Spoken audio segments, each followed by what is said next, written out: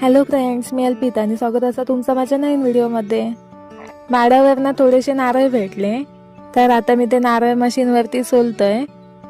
तुमका सगळ्यांना माहितीच असा, आमच्या मालवण साईडला ना सगळ्या जेवणात खोबरा ह्या वापरलाच जाता आणि खोबऱ्या नसत ना तर आमच्या जेवणात काही चवच येऊचो नाही. खोबऱ्या हे आमका लागताच. आपण बाजारात व्यापाऱ्यांकडनं नारळ घेतो ना, तेव्हा ते सोललेले नारळ असतात, पण असा माडाचा आपल्या नारळाचा फळ मिळाला ना की त्या काहीसा असा असता.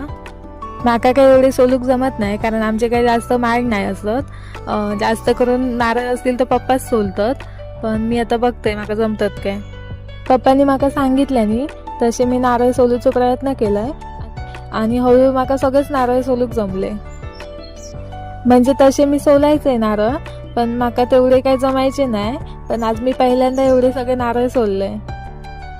आमच्या इकडे ना बरीच जण कोयत्यान नारळ सोलतात, पण आता ही मशीन इली आहे ना, तर बऱ्याच जणांकडे भरपूर नारळ असतात, त्यांच्याजवळ ही मशीन असतात. तर आम्ही पण बाजूच्यांची मशीन आणलं. आमची काही मशीन नाही नारळ सोलूची.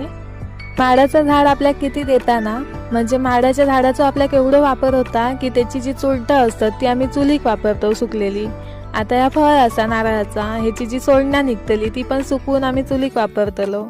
परत खोबरा आम्ही जेवणाक वापरतलोच आणि करवंटी असताना ती पण आम्ही चुलीक वापरतो. माका तर नारळ सोलू खूप बरा वाटला.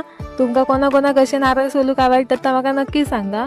आणि आजचा माझा व्हिडिओ तुमका आवडला असा तर लाईक, शेअर आणि सबस्क्राईब नक्की करा. भेटूया अशाच एका नवीन व्हिडिओमध्ये. Bye bye.